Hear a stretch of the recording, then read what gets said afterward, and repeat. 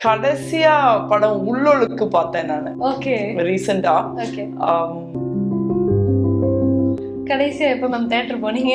Ponniyin Selvan 1. Okay. அதுக்கப்புறம் தியேட்டரே போகல. அந்த மாட்டு வண்டியில வண்டி ஓட்டுற அண்ணனுக்கு பக்கத்துல கொஞ்சம் இடம் இருக்கும். அந்த இடத்துல உட்கார்ந்தா நீங்க மாட்டை தொடலாம். நான் என்ன பண்ணா, மாடு நல்லா நார்மலா டவுனுக்குள்ள போயிட்டு இருக்கிறோம், அந்த வாழை முறுக்கி விட்டுருவேன். அதுக்கப்புறம் நிறைய நம்ம எல்லாரும் கடந்து வந்த பாதை தான் காமிக்ஸ் படிக்கிறது, பேய் கதைகள் படிக்கிறது. நான் நிறைய படிக்க முடியல. அப்படி நான் கடைசியா ரொம்ப தீவிரமா தமிழ்ல படிச்ச புத்தகம் என்னோட நண்பர்.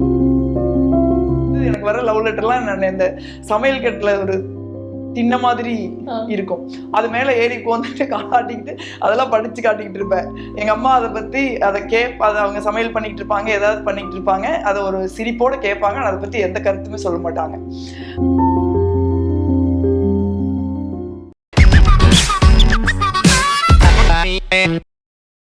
பிடி பிரைம் வியூவர்ஸ்க்கு வணக்கம். ஒவ்வொரு வாரமும் நோ பாலிடிக்ஸ் பிளேஸ்ல ஒரு அரசியல் தலைவர்களை அரசியல் சாராம ஒரு உரையாடல சந்திச்சுட்டு வரும். அந்த வகையில இன்னைக்கு நாடாளுமன்ற உறுப்பினர் திருமிகு ஜோதிமணி அவர்கள் இருக்காங்க. வணக்கம் மேம். வணக்கம் மேம். எங்களுக்கே ஒரு 6 மாசம் நாங்க போராடி அதுக்கப்புறம் தான் டைம் கொடுத்துருக்கீங்க. நீங்க இந்த மாதிரி எலெக்ஷன்ஸ் பேக் டு பேக், நீங்க அங்க போறது, பாராளுமன்றம் போறது அப்படின்னு பயங்கர பிஸியா இருக்கீங்க. எப்படி மேம் உங்களுக்கான ஒரு ரிலாக்ஸேஷன் டைம் அப்படின்னா நீங்க என்ன பண்ணுவீங்க? எப்படி அந்த டைமை நீங்க எடுத்துக்கிறீங்க? இல்ல, நான் ரொம்ப எடுத்துக்கிறது இல்ல. எங்க அம்மா இறந்து போனதுக்கு அப்புறம் நான் தனியா இருக்கேன். ஒரு பூனை இருந்துச்சு, அதுவும் ஒரு 2-3 இயர்ஸ்க்கு முன்னே இறந்துருச்சு. அதுக்கப்புறம் நான் எனக்குன்னு ரொம்ப தனி டைம்னு எதுவும் எடுக்கிறது இல்லை. பட் ஏதாவது எனக்கு ஒரு ஆஃப் டே அந்த மாதிரி கிடைச்சதுன்னா ஒரு நல்ல புத்தகம் படிக்கிறதுக்கு, ஒரு ஃப்ரெண்ட்ஸ் சஜஸ்ட் பண்ண ஏதாவது நல்ல மூவி பார்க்கறதுக்கு யூஸ் பண்ணுவேன். அப்புறம் சில நேரம் மியூசிக் கேட்பேன். சில நேரம் எதுவுமே இல்லாம உட்கார்ந்து வானத்தை பார்த்துட்டு இருப்பேன். நல்லா அப்படியே தனிமையை ரசிச்சுட்டு பியூட்டியை ரசிச்சுட்டு அப்படியே இருப்பீங்க. Okay ma'am. கடைசி என்ன படம் பார்த்தீங்க? கடைசியா படம் உள்ளொழுக்கு பார்த்தேன் நானு. ரீசெண்டா பார்த்தேன். எனக்கு அந்த படம் ரொம்ப பிடிச்சிருந்துச்சு. பார்வதி, ஊர்வசி, ரொம்ப நல்ல படம்னு எனக்கு தோணுச்சு. அதுவும் ஃப்ரெண்ட்ஸ் சொல்லிதான் பார்த்தோம். நானும் சுமதி, சௌச்சன்ன எம்பி 2 பேரும் சேர்ந்து பார்த்தோம் அந்த படத்தை. உங்களுக்கு மூவிஸ் பிடிக்குமா? எனக்கா? எனக்கு மூவிஸ் ரொம்ப பிடிக்கும். நான் சின்ன வயசுலாம் நிறைய படம் பார்ப்பேன். அது அப்படியே கொஞ்சம் கொஞ்சம் அரசியலுக்கு வந்தப்புறம் நிறைய குறைஞ்சிருச்சு, ஏன்னா நேரம் இல்லாதனால. பட் ஸ்டில் நான் பார்ப்பேன். நல்ல படங்கள்னா ஏதாவது டைம் கிடைக்கிறப்ப கட்டாயம் பார்ப்பேன். பட் தியேட்டருக்கு போறது பெரிய அளவுல குறைஞ்சிருச்சு. கடைசியா எப்ப மேம் தியேட்டர் போனீங்க? பொன்னியின் செல்வன் 1. ஓகே. அதுக்கப்புறம் தியேட்டரே போகல. ஓகே.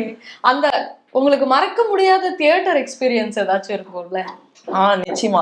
ரொம்ப சின்ன வயசுல எங்க பக்கத்து ஊர், நாங்க ஒரு சின்ன கிராமம் எங்களுது. எங்க அக்கா வீடு ரங்கபாளையம், அதெல்லாம் பக்கம் பக்கமா சொந்தக்காரங்களா இருப்பாங்க. சோ அங்க சின்னதாராபுரத்துல ஒரு தியேட்டர் இருக்கும். அதான் அங்க இருக்கிற ஸ்மால் டவுன்.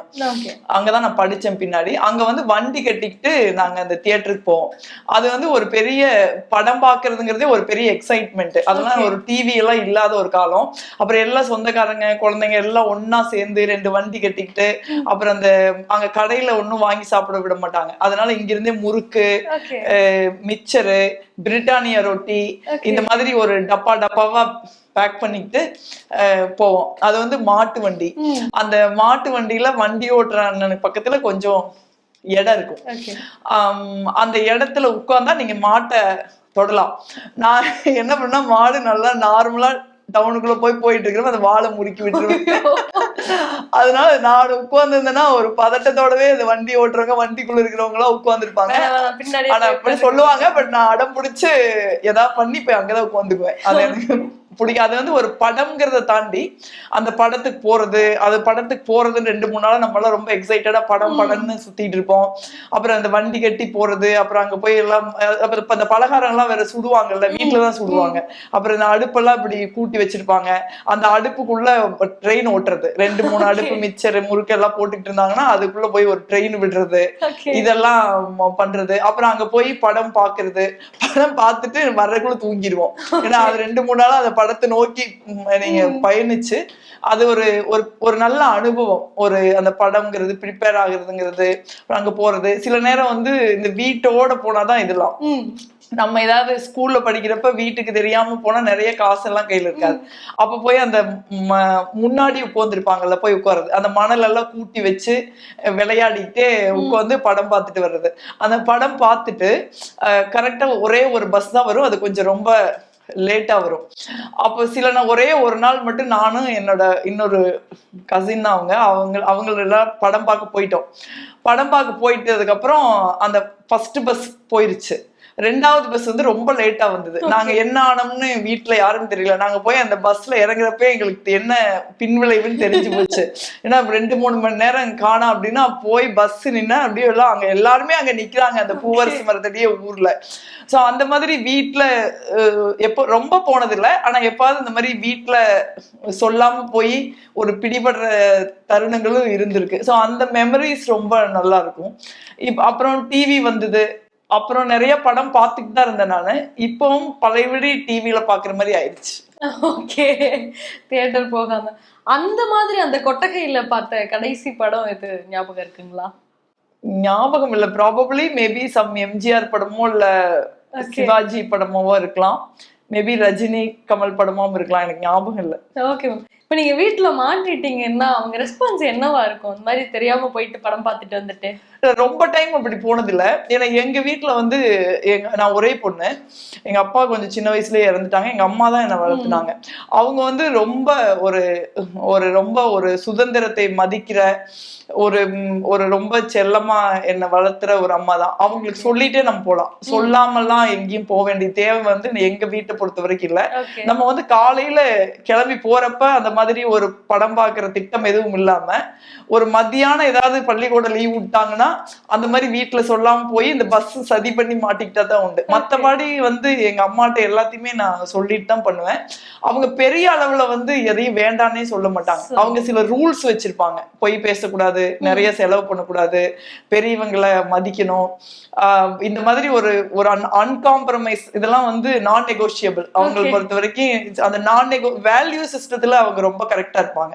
ஒரு மதிப்பீடுகள் சார்ந்துதான் அவங்க எதையுமே அணுகுவாங்க. அது வந்து எனக்கு தொடர்ச்சியா அரசியல் சார்ந்த வாழ்க்கைக்கு வர்றப்ப எனக்கு வந்துருச்சு. அது அவங்க கிட்ட இருந்துதான். பட் மத்தபடி அவங்க ரொம்ப ஒரு ஃப்ரெண்ட்லியான அம்மா. ரொம்ப அதிக நகைச்சுவை உணர்வு உள்ளவங்க. அவங்களும் புக்கெல்லாம் படிப்பாங்க. அப்புறம் எங்க தாத்தா எங்க அம்மாவோட அப்பா ஒரு காந்தியவாதி. அதனால அவங்க அந்த காந்தி அம்மானை படிக்கிறது இந்த மாதிரி விஷயங்கள்லாம் அவங்க பண்ணிட்டு இருப்பாங்க. அப்பா வந்து டீக்கா முழுக்க அவங்க ஒரு பெரியார் சார்ந்தவங்க, கடவுள் நம்பிக்கை இல்லாதவங்க. எங்க அம்மா ஏன்னா கல்ல கண்டா கையெடுக்கணும் அப்படின்னு சொல்லுவாங்க. அதனால நான் அந்த மாதிரி ஒரு சூழல் தான் வளர்ந்தேன். வீட்டுல வந்து இந்த மிரட்டுறது, அதை செய்யாத இதை செய்யாதுன்னு சொல்றது, மரம் ஏறாதீன்னு கூட எங்க அம்மா சொல்ல மாட்டாங்க. இத்தனை காயம் பண்ணிட்டு வந்தா எப்படின்னு சொல்லுவாங்க. அந்த மாதிரி அவங்க வந்து மதிப்பீடுகள் சார்ந்து நம்ம சரியா இருக்கணும்னு நினைப்பாங்க. நேர்மையா இருக்கணும், உண்மையா இருக்கணும், அந்த மாதிரி கண்ணியமா இருக்கணும், அதெல்லாம் நினைப்பாங்க. அதுல தெளிவாவும் இருப்பாங்க. மத்தபடி வந்து அவங்க ஒன்னும் நெருக்கடி கொடுக்குற ஒரு அம்மா கிடையாது. அதே மாதிரி ஒரு பெண் குழந்தை அப்படின்னு எல்லாம் எந்த இடத்துலயும் அவங்க சொல்லி என்னை வளர்த்துனதே கிடையாது. நான் வந்து இந்த சமூகத்துல இருக்கிற ஆண் பெண் வேறுபாடுகளை எல்லாம் நான் வளர்ந்து என்னோட ஃப்ரெண்ட்ஸ் லைஃப்ல, என் ஸ்கூல்மேட் லைஃப்ல, காலேஜ் மேட்ஸ் லைஃப்ல பாக்குறப்பதான் இதுல ஏதோ பிரச்சனை இருக்குதுன்னு எனக்கு தெரிஞ்சது. ஒழிய எங்க வீட்லயும் ஆண்கள் இல்லை. எங்க அப்பா சின்ன வயசுல இருந்துட்டாங்க. நான் ஒரே பொண்ணு. எங்க மாமா, எங்க அப்புச்சி அவங்கெல்லாம் ரொம்ப ஒரு நல்லா இருப்பாங்க. சந்தோஷமா, ஒரு மகிழ்ச்சியா, எல்லாரையும் மதிச்சு பெண்களை நல்லா ட்ரீட் பண்ணி அந்த மாதிரி டைப். அதனால எங்க ஃபேமிலியை பொறுத்த வரைக்கும் எதையும் மறைச்சு செய்ய வேண்டிய தேவை எதுவும் இல்லை. அப்புறம் எங்க அம்மா அவங்க ரொம்ப படிச்சவங்க கிடையாது. ஆனா புத்தகங்கள் படிக்கிற பழக்கம் உள்ளவங்க. ஆனா ஒருத்தருடைய உரிமைய, ஒருத்தருடைய வாழ்க்கைய, அவங்களுடைய முடிவை அவங்க மதிக்க கூடியவங்க. அதனால ஒரு பெரிய பிரச்சனை எதுவும். சோ அந்த படிக்கிற பழக்கம் வந்து சின்ன வயசுல வீட்டுல இருந்தே வந்ததுதான். நீங்க முதல்ல அவங்களுக்கு அம்மாவோ அப்பாவோ கொடுத்து நீங்க வாசிச்ச புத்தகம் எது மேம்? அப்ப இந்த சோவியத் ரஷ்யால இருந்து ஒரு புத்தகம் வரும். ஒரு பெரிய புத்தகம். அதுக்கு எனக்கு பேர் நினைவில்லை. ரொம்ப அழகா டிராயிங் போட்டிருப்பாங்க. ஒரு டிராயிங்கிறது பிளாக் அண்ட் ஒயிட், ஒரு டிராயிங்கிறது ஃபுல் பேஜ் இருக்கும். அது வந்து இங்கிலீஷ்ல வந்து தமிழ்ல வரும்னு நினைக்கிறேன். நான் தமிழ்ல தான் பார்த்திருக்கேன். அந்த புத்தகம் தான் நான் படிச்ச ஃபர்ஸ்ட் புத்தகம். அது வந்து அடிக்கடி எங்க அப்பச்சியோ மாமாவோ வர்றப்ப அந்த புத்தகத்தை வாங்கிட்டு வருவாங்க. அது அது அந்த எனக்கு இன்னைக்குமே அந்த பேப்பரை தொடர ஒரு ஃபீலிங் இருக்கு. அது அவ்வளவு ஒரு நல்ல பேப்பர்ல ஒரு நல்ல டிராயிங் வரைஞ்சு ஒரு நல்ல ஒரு ஒரு என்ன சொல்றது, ஒரு கனவு மாதிரி கதைகள் இருக்கிற ஒரு புத்தகம். அதுதான் நான் ஃபர்ஸ்ட் படிச்ச புத்தகம். அதுக்கப்புறம் நிறைய நம்ம எல்லாரும் கடந்து வந்த பாதைதான் காமிக்ஸ் படிக்கிறது, பேய் கதைகள் படிக்கிறது, இந்த மாதிரி ஆரம்பிச்சு அப்புறம் நீங்க அது அப்புறம் ஒரு இந்த ராணி முத்துன்னு ஒரு புத்தகம் வரும். மாசம் ஒரு நாவல் போடுவாங்க. அது அப்படி ஆரம்பிச்சு அத ஒரு ஜர்னி தான். அப்புறம் அது அப்படியே கொஞ்சம் பாலகுமாரனுக்கு வந்து அது அப்படியே ஒரு தீவிர இலக்கியத்துக்கு வந்துருச்சு. Okay ma'am. சோ பேய் கதைகள்லாம் படிக்கும்போது உங்களுக்கு அது மேல நம்பிக்கை ஏற்பட்டிருக்கா? அந்த மாதிரி நைட் எல்லாம் பயப்படுறது அந்த மாதிரிலாம் ஏதாவது? நான் பொதுவா கொஞ்சம் பயப்படுற கேரக்டர் கிடையாது. ஆனா அந்த பேய் கதைகளை படிச்சுட்டு அந்த செகண்ட்ல நான் எங்க அக்கா வீட்டுல இருந்து படிப்பேன் சமயத்துல. அப்ப எங்க அக்கா வீடு ஒரு வீதி, அப்புறம் எங்க வீடு, அவ்வளவுதான்.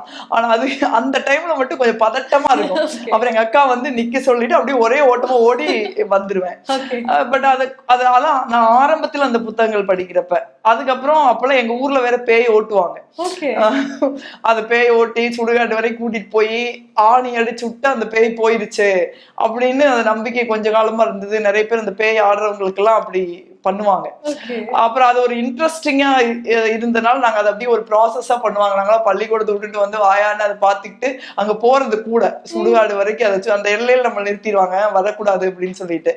பட் அதுக்கப்புறம் கொஞ்ச கட்டத்துல அதெல்லாம் நம்பிக்கையெல்லாம் போயிருச்சு. அப்புறம் நமக்கு கேள்வி கேட்கிற அளவுக்கு அறிவு வந்ததுக்கு அப்புறம் அப்படிலாம் ஒண்ணு இல்ல அப்படிங்கிற ஒரு தெளிவு வந்துருச்சு. இதை நான் இப்ப போய் பள்ளிக்கூடங்களை சொல்லவும் செய்யறேன். Okay, super ma'am. இந்திராவை மிஸ் பண்றீங்களா? ரொம்ப. ஏன்னா எழுத்துங்கிறது ஒரு நம்ம வந்து இன்னொரு லைஃப நம்ம வாழ்ந்து பாக்குறது, இந்த கூடு விட்டு கூடு பாயுறதுன்னு சொல்லுவாங்கல்ல, அந்த மாதிரி. அது எழுதுறங்கிறது வந்து நம்ம அப்ப அதுக்குள்ளேயே போயிடுவோம்.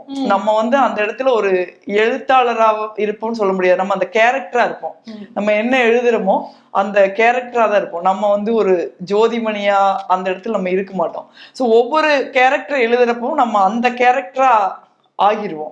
அப்ப நான் என்ன நினைப்பேன்னா, எழுத்து வந்து நம்மள ஒரு ஊடகம் மாதிரி பயன்படுத்தி தன்னைத்தானே எழுதிக்குது அப்படிங்கிற ஒரு நிலைப்பாடு எனக்கு ரொம்ப எப்பவுமே இருக்கு. சோ அதை வந்து நான் ரொம்ப மிஸ் பண்றேன் நிச்சயமா. Okay ma'am. நீங்க முதல்ல எழுதின கவிதை ஏதாவது ஒரு இது வந்து நான் எழுதுனதுலயே எனக்கு ரொம்ப மறக்க முடியாது, ரொம்ப க்ளோஸ் டு ஹார்ட்டா இருக்கு, இன்னுமே நான் அதை நினைச்சிட்டே இருக்கேன் அப்படிங்கிறது ஏதாவது இருக்கா? நான் எழுதின சிறுகதைகள்ல சிலது அப்படி இருக்கு.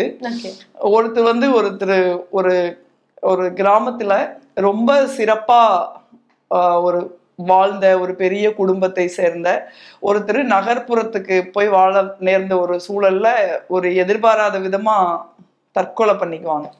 அதை பத்தி நான் ஒரு கதை எழுதினேன். அந்த கதை முடிவு, அந்த கதைக்கு பேரு. அதுக்கு எனக்கு இலக்கிய சிந்தனை அவார்டு அந்த கதை கிடைச்சது.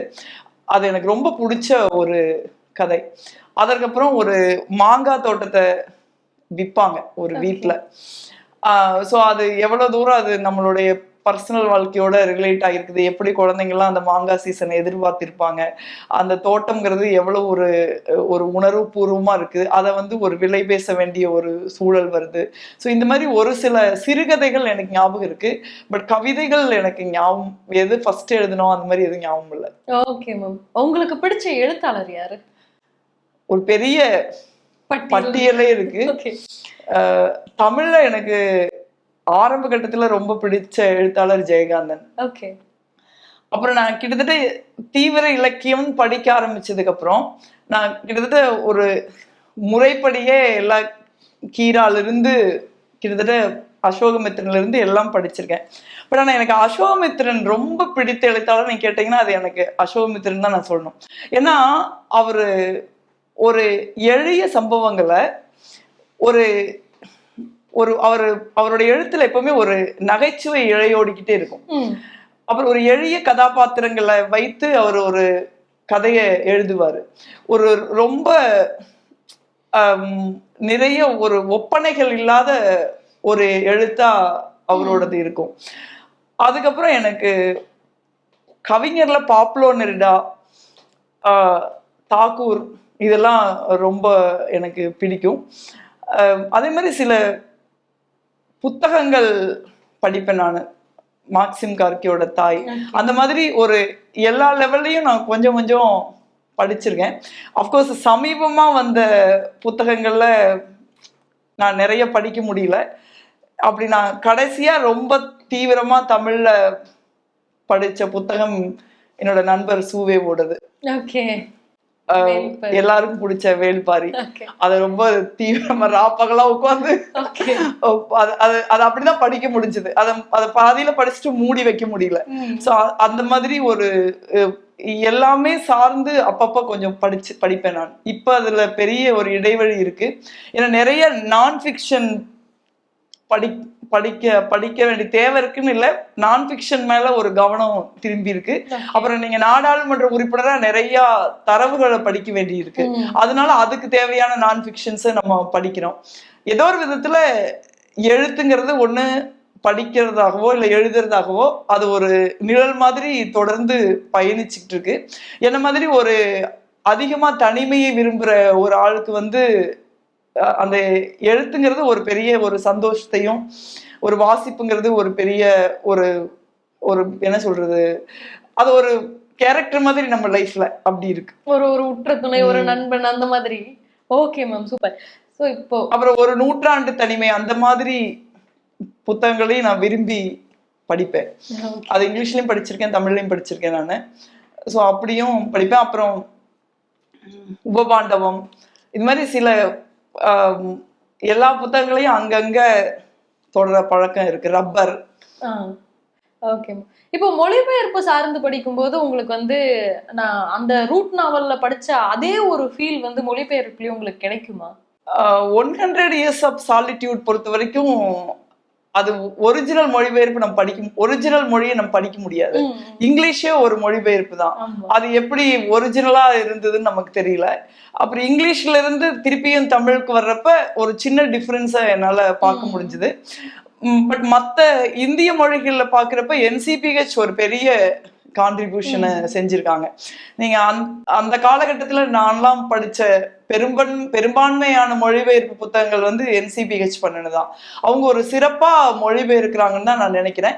இப்ப நிறைய மொழிபெயர்ப்பாளர்கள் வந்துட்டாங்க. இப்ப அதுக்கு ஒரு அக்யூரசி இருக்குதுன்னு எனக்கு தோணுது. மேபி இப்போ நிறைய டூல்ஸ் வந்துருச்சு, சமூக ஊடகங்கள் வந்துருச்சு, இன்டர்நெட் வந்துருச்சு, விக்கிபீடியா வந்துருச்சு.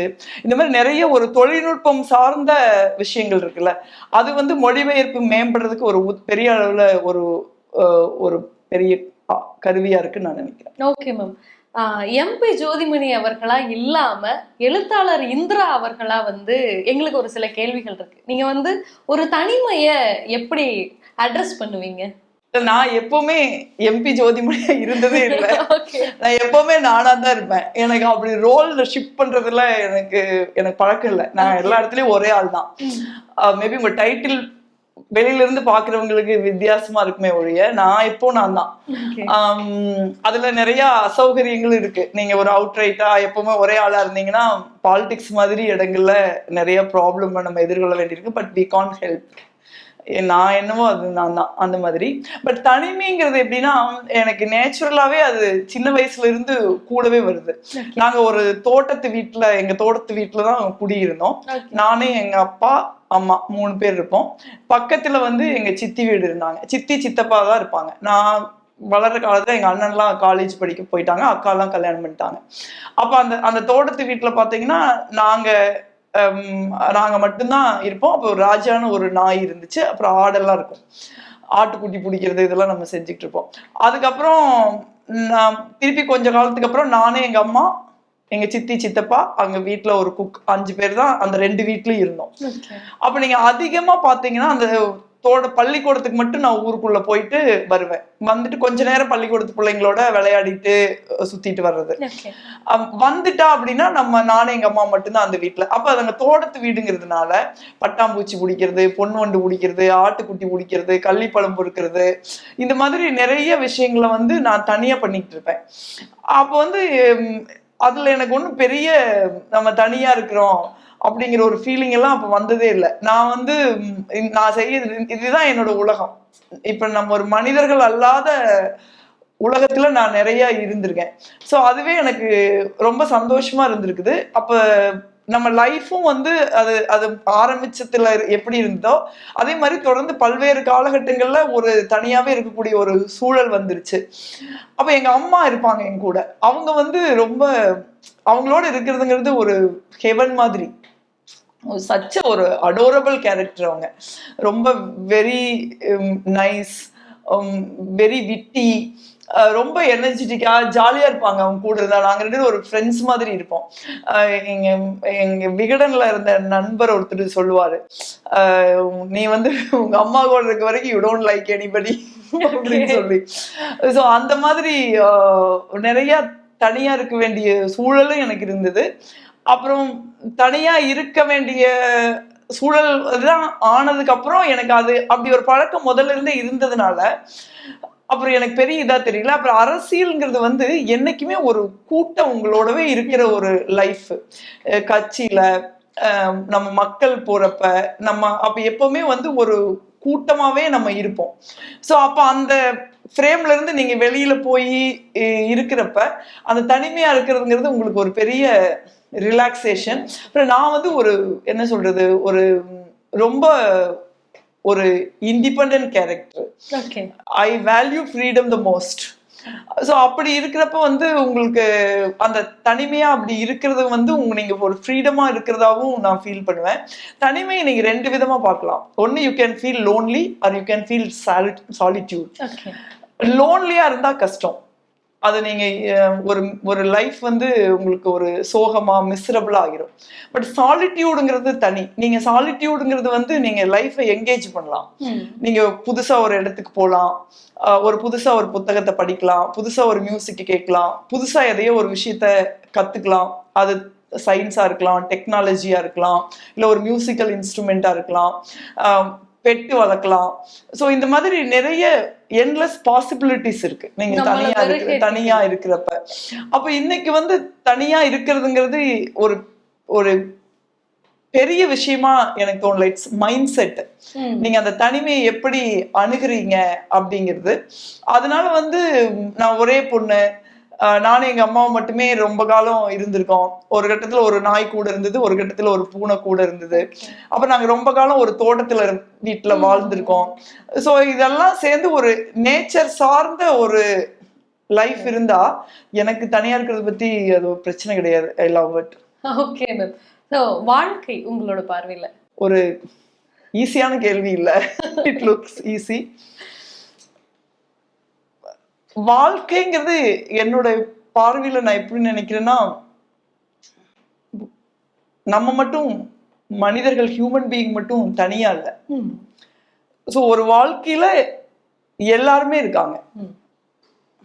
விலங்குகள் இருக்காங்க, பறவைகள் இருக்காங்க, ஒரு செடி கொடி மரங்கள், இந்த மாதிரி விஷயங்கள் இருக்கு, ஒரு வானம் இருக்கு, ஒரு பூமி இருக்கு, ஒரு கடல் இருக்கு, ஒரு நதி இருக்கு, ஒரு கிணறு இருக்கு, ஒரு சூரியன் இருக்கு, ஒரு சந்திரன் இருக்கு, இந்த மாதிரி ஒரு நட்சத்திரங்கள் இருக்கு. இப்படி வாழ்க்கை வந்து நிறைய மனிதர்கள் இருக்காங்க. நம்ம நிறைய மனிதர்களை நம்ம சந்திக்கிறோம். இந்த உலகத்தை ரொம்ப அழகாக்குற குழந்தைகள், பெட்ஸ் இவங்கெல்லாம் இருக்காங்க, பூக்கள் இருக்கு. ஸோ இந்த வாழ்க்கைங்கிறது இது எல்லாத்தையும் பார்க்கறதுன்னு நான் நினைக்கிறேன். நம்மளை மட்டுமே பார்த்துக்கிறது இல்லை நமக்காக மட்டுமே வாழ்றதுங்கிறத தாண்டி இது எல்லாத்தையும் நம்ம பார்த்தோம்னா வாழ்க்கை ரொம்ப அழகானதுன்னு நான் நினைக்கிறேன். அதே மாதிரி காதல், it's a nice feeling up to some point. Okay. வேணுங்கிற வரைக்கும் நல்லா இருக்கும். வேணுங்கிற வரைக்கும் இல்ல. நம்ம வந்து ஒரு குழந்தையா இருக்கோம். அப்புறம் நம்ம வந்து ஒரு அடல்ட்ஹுட்டுக்கு வரோம். அப்போ ஒரு டிரான்ஸ்ஃபர்மேஷன் நமக்குள்ள நடக்குது. நம்ம பாடியிலயும் ஒரு கெமிக்கல் ரியாக்ஷன் நடக்குது. சோ அப்போ வந்து நிறைய விஷயங்கள் நம்ம மைண்ட்ல இருக்கு. லைஃப் எப்பவுமே வந்து நம்ம ரொமான்டிசைஸ் தான் பண்ணி பழகி இருக்கோம். நம்ம லைஃப வந்து நம்ம வந்து ஒரு ஒரு பெண்ணுனா ஒரு ஆணோட சார்ந்தும், ஒரு ஆண்னா ஒரு பெண்ணோட சார்ந்தும் தான் நம்ம வாழ்க்கையை பார்க்க பழகியிருக்கோம். ஸோ அப்போ ஒரு கட்டத்துல வந்து அது ஒரு நேச்சுரல் ஃபீலிங். அது எனக்கு தெரிஞ்சு எல்லாருமே பெரும்பான்மையான உயிரினங்கள் அதை கடந்துதான் ஆகணும்னு நான் நினைக்கிறேன். பெரும்பான்மையானவங்க அதான் ஒரு natural flow of life. It's a beautiful feeling. அதுக்கு மேல ஒன்னையும் நீங்க அதுல ரீட் பண்ண ட்ரை பண்ணக்கூடாது. அம்மா என் லைஃப்ல நான் யாரையாவது ரொம்ப நேசிச்சிருப்பேன், என்னை யாராவது இன்னைக்கும் நேசிக்கிறேன், இல்லை என்னை யாராவது ரொம்ப நேசிச்சிருப்பாங்க அப்படின்னா அது எங்க அம்மா தான். என்னோட லைஃப்ங்கிறது நான்கிறது எங்க அம்மாவுடைய ஒரு நீட்சி, ஒரு எக்ஸ்டென்ஷனா தான் நான் பாக்குறேன். என் லைஃப்ல என்னை பொறுத்த வரைக்கும் எங்க அம்மா இன்னைக்கு இல்லை, இருந்தப்பவும் சரி எனக்கு இல்லாதப்பவும் சரி, எல்லாமே எங்க லைஃப்ல எங்க அம்மா தான். எங்க அம்மா இல்லைன்னா எதுவுமே இல்லை. Okay ma'am. மிஸ் பண்றீங்களா அம்மாவை? ரொம்ப. நீங்க எப்படி மிஸ் பண்ணாம இருப்பீங்க? இன்னைக்கு நான் என்னவா இருக்கணும், அதுக்கு வந்து எங்க அம்மா தான் காரணம். எங்க அம்மா நிறைய கஷ்டப்பட்டிருக்காங்க, நானும் அதை பார்த்துருக்கேன். ஆனா வந்து அது வந்து என் மேல படியக்கூடாதுங்கிறதுல எங்க அம்மா ரொம்ப கவனமா இருப்பாங்க. ஒரு நல்ல அவங்க எவ்வளவு கஷ்டப்பட்டாலும் எனக்கு ஒரு அழகான வாழ்க்கைய, ஒரு அற்புதமான வாழ்க்கைய கொடுக்கணுங்கிறதுல எங்க அம்மா ரொம்ப தெளிவா இருப்பாங்க. நம்ம எப்படி வாழணும் அப்படிங்கிறதுல அவங்க ரொம்ப, நான் முன்னே சொன்ன மாதிரி எந்த காம்ப்ரமைஸும் பண்ணாம இருப்பாங்க. அந்த ஃப்ரேம் ஒர்க்குள்ள ரொம்ப ஒரு அழகான ஒரு சைல்ட்ஹுட்ட, ஒரு அற்புதமான ஒரு லைஃப் எங்க அம்மா எனக்கு கொடுத்தாங்க. ரெண்டாவது வந்து ஒரு கிராமத்துல ஐ grew up in like 90s. So அந்த மாதிரி ஒரு காலகட்டங்கள்ல ஒரு பெண் குழந்தைய வளர்க்கறதுக்குரிய ஒரு அழுத்தம் வந்து ஒரு வீடுகள்ல சமூகத்துல இருக்கிற ஒரு காலகட்டத்துல எங்க அம்மா என்னை வளர்த்தாங்க. ஆனா அந்த மாதிரி எந்த அழுத்தமே என் மேல படியாம அவங்க வளர்த்துனாங்க. நான் பொய்யே சொல்ல முடியாது, வீட்டுல சொல்லவும் மாட்டேன். என்னோட லவ் லெட்டர் எல்லாம் வந்து, எனக்கு வர லவ் லெட்டர் எல்லாம் நான் இந்த சமையல் கட்டுல ஒரு தின்ன மாதிரி இருக்கும், அது மேல ஏறி உட்காந்துட்டு காட்டிக்கிட்டு அதெல்லாம் படிச்சு காட்டிக்கிட்டு இருப்பேன். எங்க அம்மா அதை பத்தி அதை அவங்க சமையல் பண்ணிக்கிட்டு இருப்பாங்க, ஏதாவது பண்ணிக்கிட்டு இருப்பாங்க, அதை ஒரு சிரிப்போட கேட்பாங்க, அதை பத்தி எந்த கருத்துமே சொல்ல மாட்டாங்க. அது வந்து ஒரு என்னோட லைஃப்ல அந்த யாராவது எனக்கு எழுதின லவ் லெட்டர்ல இருந்து ஆரம்பிச்சு என்னுடைய ஒரு காதல் வரைக்குமே எங்க அம்மாவுக்கு எல்லாமே தெரியும். அவங்க வந்து அதை ரொம்ப ரொம்ப மெச்சூர்டா, ரொம்ப சாஃப்டா, ஆனா ரொம்ப உறுதியா அணுகுவாங்க. அது அவங்க எதையுமே வந்து ஒரு நெகட்டிவா எதுவும் சொல்ல மாட்டாங்க. பட் அவங்களுக்கு ஒரு கருத்து இருந்ததுன்னா அதை சொல்லுவாங்க. ரொம்ப சந்தோஷமா இருக்கும் அவங்களோட இருந்தாலே.